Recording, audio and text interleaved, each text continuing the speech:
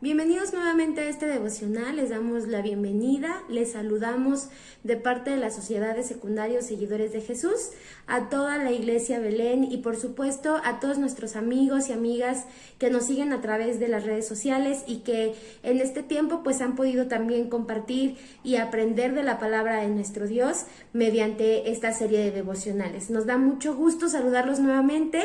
Y bueno, pues el día de hoy queremos compartir con ustedes una porción de la palabra que va dirigida de manera muy especial a la juventud, a todos esos jóvenes que nos escuchan como parte, ya sabemos, de la Iglesia Belén, pero también aquellos que pues han tenido la oportunidad y que por medio también de sus amigos, familiares o conocidos nos siguen a través de estos pequeños temas. Entonces, les voy a invitar a que abran la palabra de Dios y si no, bueno, pues que escuchen atentamente lo que dice en Primera de Timoteo, capítulo 4, versículo 12.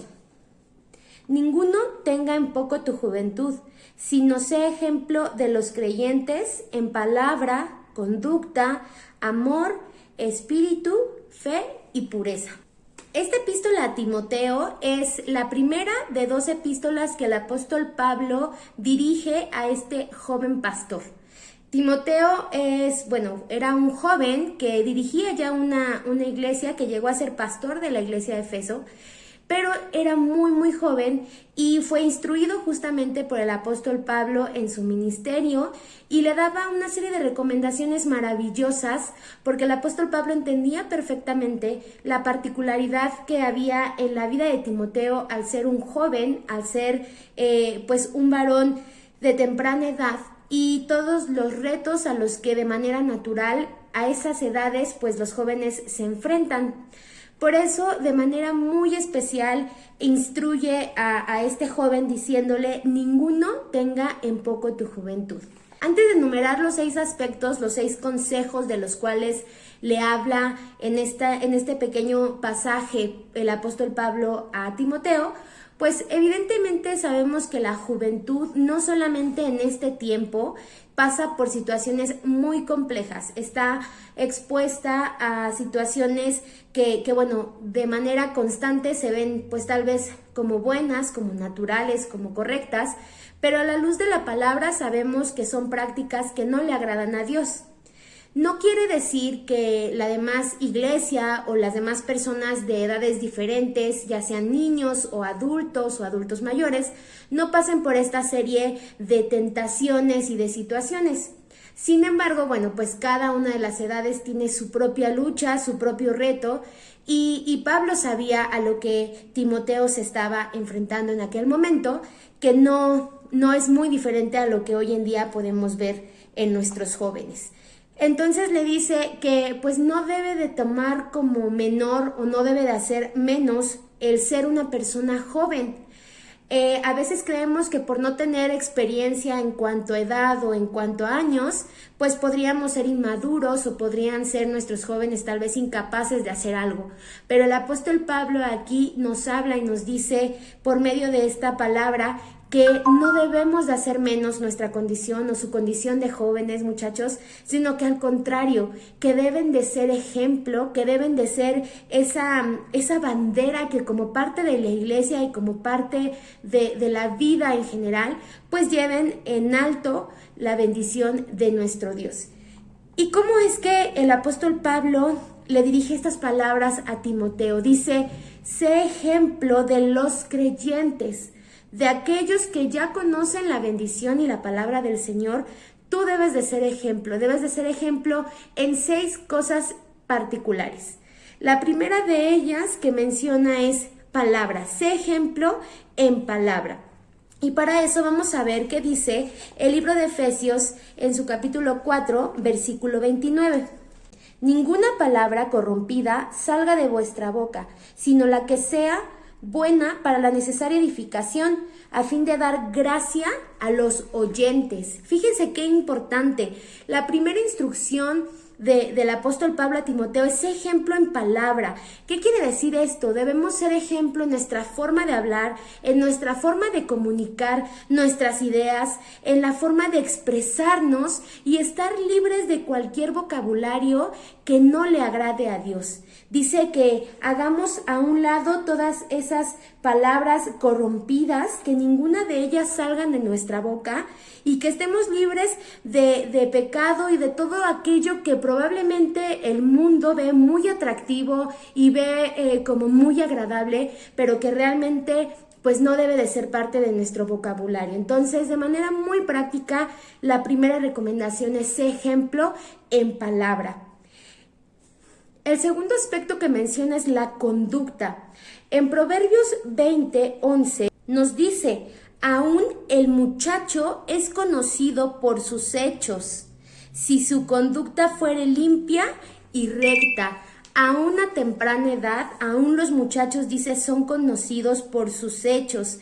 Debemos de ser justo conocidos por nuestra conducta recta, por la forma en la que nos expresamos, sí, ya lo decíamos, pero también somos cartas abiertas a un mundo que está expectante a ver en qué nos equivocamos, en qué fallamos, en qué contradecimos nuestro hablar con nuestro actuar. Por eso es muy importante ser congruentes con nuestros actos y con nuestras acciones. El punto número 3 nos dice: sé ejemplo en amor.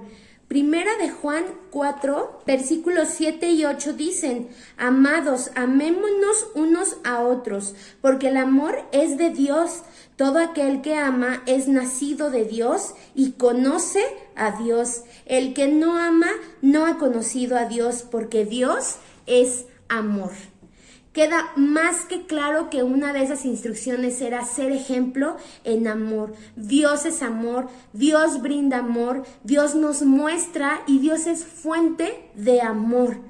Está por demás mencionar que el intentar practicar o el intentar predicar algo y que nosotros no seamos capaces de amar y de transmitir ese amor a los que nos rodean, pues claramente sería algo vano cualquier otra cosa que pudiéramos hacer. Quienes aman a Dios practican también sus mandamientos, pero quienes aman a Dios también saben y deben amar a todos los que nos rodean. El siguiente punto, el siguiente consejo es ser ejemplo en espíritu.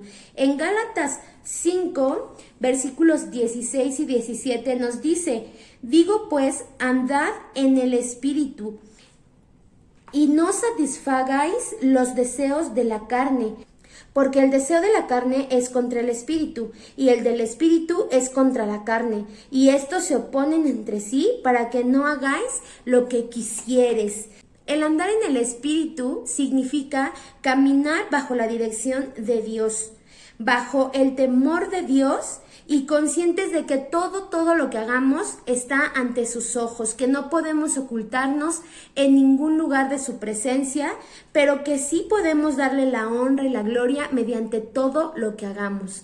Andar en el espíritu, ser ejemplo en el espíritu, es practicar aquellas cosas que Dios nos ha enseñado, en las cuales nos ha instruido y que estén por encima de probablemente esos deseos que tengamos de manera física y de manera carnal, porque bien dice este pasaje que pues estos ambos deseos, el espíritu y el de la carne, son opuestos, se contraponen. Por eso debemos de ser ejemplo en espíritu. El quinto punto que menciona el apóstol Pablo es la fe. Y bien nos dice la palabra del Señor en Hebreos 5:6 que sin fe es imposible agradar a Dios. La fe, hermanos y amigos que nos escuchan, es la certeza de lo que se espera y la convicción de lo que no se ve. El tener fe nos hace verdaderos creyentes, de manera simple y conceptual. El tener fe nos hace creyentes. Y la fe pues no es un ingrediente solo necesario en nuestra vida, sino que es primordial en aquellos que han conocido la gracia de Dios. El último aspecto que el apóstol Pablo le dice a Timoteo es: sé ejemplo en pureza. En 2 de Timoteo, en su capítulo 2, versículo 21, nos dice: así que si alguno se limpia de estas cosas, será instrumento para honra, santificado, útil al Señor y dispuesto para toda buena obra. Huye también de las pasiones juveniles y sigue la justicia, la fe, el amor y la paz con los que de corazón limpio invocan al Señor.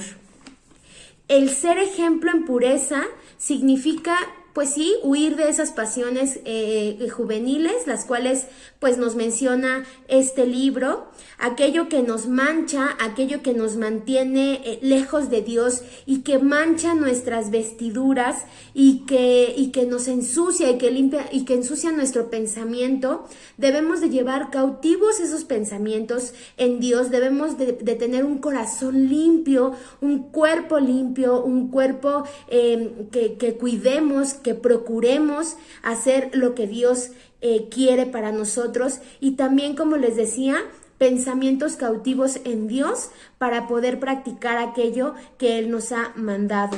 Ser puros, santificarnos, apartarnos para Él, para su obra, para ser su instrumento sin mancha.